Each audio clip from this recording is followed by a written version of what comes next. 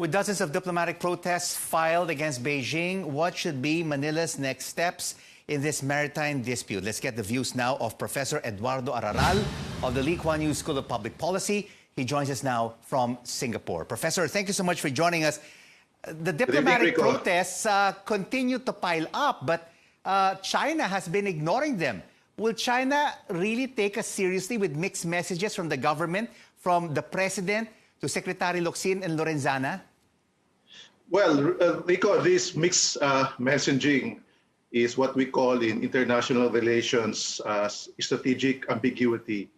So Chinese diplomats would have to learn how to read what is the real intention between these messages from the president, Secretary Lorenzana, and Secretary Locsin. That's normal, Rico. But in international relations, it's not so much what is said publicly, but what is really done.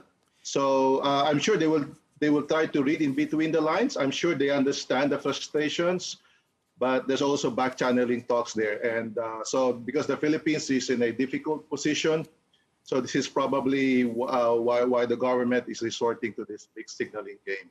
But we won our case, Professor, in The Hague in 2016, and the intention here is to get out of our waters. Isn't that clear?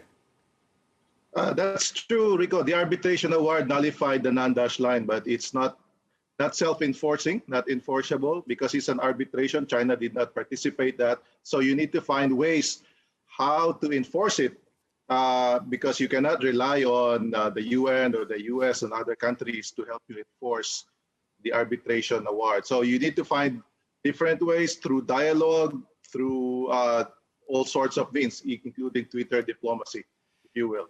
And Professor, with all of these various positions and mixed messages from this administration, now you have the presidential spokesperson joining the bandwagon of confusion, saying Julian Felipe Reef was located outside the Philippines' exclusive economic zone, which goes against the position of the Defense and Foreign Affairs Department.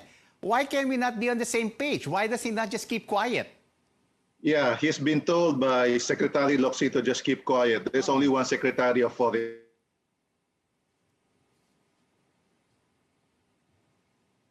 Professor?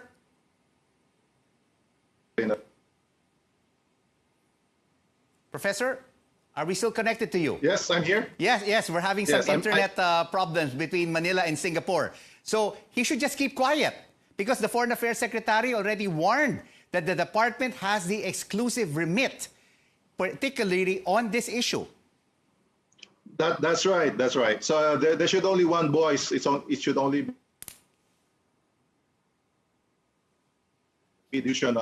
on who owns what. So I think Secretary Roque should learn how to keep his mouth shut on this issue.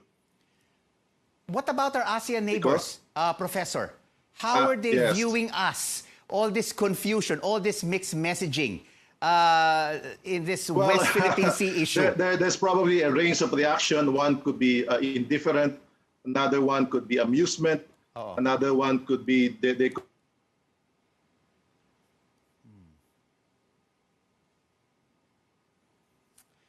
We continue to have because at the end of the day, Rico, our neighbors would have to look after their own problems. They just keep quiet, and they don't want to be involved in other neighbors' problems, Rico. So they prefer to keep their bullhorn or megaphone diplomacy away from this issue because it's not a central issue in their domestic politics.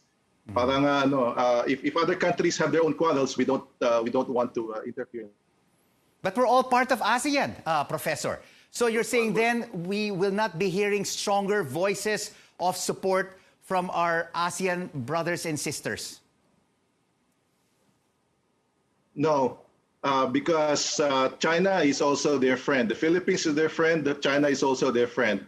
And so unless it affects directly affects their interests, they will probably not be using megaphone diplomacy. They would probably prefer some quiet diplomacy. Remember, Rico, that ASEAN is the largest trading partner of China. So these countries benefit from trade, aid, relationship with China. So this is a domestic issue between the Philippines and China. So again, as I said, you don't want to get involved in your neighbor's quarrel. So we should not expect our neighbors to be raising a hackle over this issue. So we have to fend for ourselves amid all of these mixed messages from various voices within the government here in the country. What about America, Professor? You think no choice, Rico. Yeah, at the end of the day, we have to fend for ourselves, and the only way to do that is to strengthen the economy, to strengthen our defense, and not to rely on others, including the United States, for our own defense. So what about the Americans? You think they're truly sincere, Professor, when they say that they're just a call away if the Philippines needs help to remove Chinese vessels from the West Philippine Sea? Yeah, because in great power relations, there's no romance, there's no thing of sincerity, there's no friendship, only interest. So they will only come to the Philippines' defense if the Mutual Defense Treaty is breached. But they also said that they will not be involved in maritime boundary disputes, which is the case here. So it's not likely the U.S. will get into trouble, get into war with the United States over these reefs and islands in the Philippines, Rico.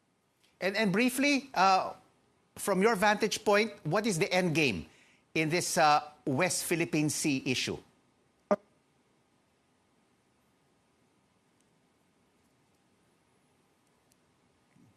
All right, we continue to have internet issues with Professor Eduardo Araral. We would like to thank him for joining us on The Final Word. Professor Araral is from the Lee Kuan Yew School of Public Policy.